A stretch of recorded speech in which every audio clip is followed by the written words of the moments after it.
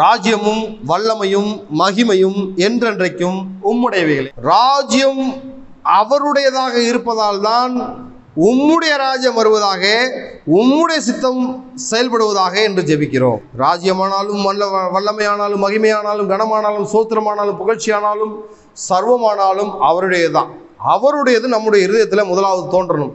சரிங்களா? அவருடைய வருகைக்கு பிறகு நாம பரலோக ராஜ்யத்துக்கு போயிடுவோம். மண்டலத்தில் பரமபிதாவே உங்களை நாமம் பரிசுத்தப்படுவதாக, சர்வ வல்லமையுள்ள ராஜ்யம் வருவதாக, பரமண்டலத்தில் சித்தம் செயல்படுவது போல பூலோகத்தில் செயல்படுவதாக, எங்களுக்கு வேண்டிய ஆகாரத்தை எங்களுக்கு தாரும், நாங்கள் எங்கள் கடனாளிகளை மன்னிக்கிறது போல எங்கள் கடன்களை எங்களுக்கு மன்னியும், எங்களை சோதனைக்கு உட்பட பண்ணாமல் தீமையிலிருந்து விலக்கி ரட்சித்து காத்துக்கொள்ளும், சர்வ வல்லமையும் ராஜ்யம் மகிமையும் என்றென்னைக்கு உம்முடையலே. இது ஒரு மனப்பாடம், நல்லதுதான். ஆனால் அப்படியே ஜெபிக்கக்கூடாது. சிறு பிள்ளைகளுக்கு சொல்லிக் கொடுக்கலாம். உள்ளர்த்தம் என்ன, ஒவ்வொரு வார்த்தைக்கு உள்ளர்த்தம் என்ன, ஜெபத்தில் வளர்கிறவர்களாக இருக்கணும். கடைசி அவன் சொல்லி முடிக்கிறேன், ஜெபத்தில் வளரணும். எலியா நம்மை போல பாடுள்ள மனுஷன், கருத்தாய் ஜெபிக்கிறவன். 4 கட்ட ஜெபம். முதலாவது 1 ராஜாக்கள் 17:1 எலியா தரையில் நின்று ஜெபிக்கிறார். ஆகாப் அரண்மனையில் என் வாக்கின்படியே அன்றி 3 வருஷம் மழை பெய்யாது. 2வது ஜெபம் அங்கே சாரிபாத் விதவை மகன் இறந்துட்டான். அப்போ 1 ராஜாக்கள் 17 19-21 மேல் வீட்டறையில் போய் ஜெபிச்சு அந்த மகனுக்கு ஜீவனை கொடுக்குறார். 3வது மலை மேலே ஜெபிக்கிறார். எந்த மலை? கர்மேல் மலை, உயரமான மலை.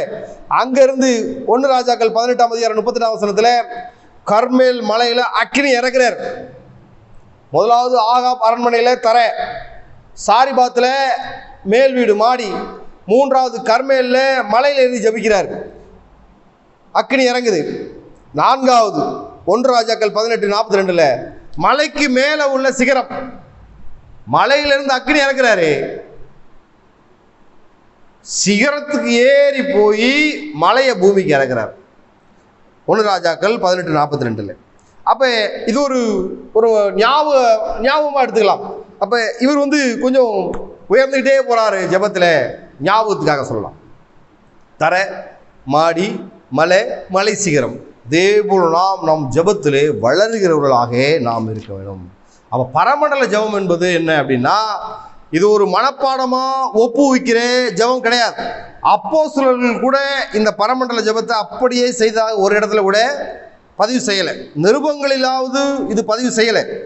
அப்போ அப்படியா இருக்கும்போது கூட நம்முடைய ஆதி திருச்சபையும் நம்முடைய ஆதி போதக பிதாக்களும் இந்த ஜெபத்தை செய்யலை. அப்படின்னா அலட்சியம் செய்தாங்களா, புறக்கணித்தாங்களா, ஜெபிக்க மறந்து விட்டாங்களா? அப்படி கிடையாது. ஜெபத்தை புரிந்து ஜெபிக்கணும். அதான் மாடல் பிரேயர்.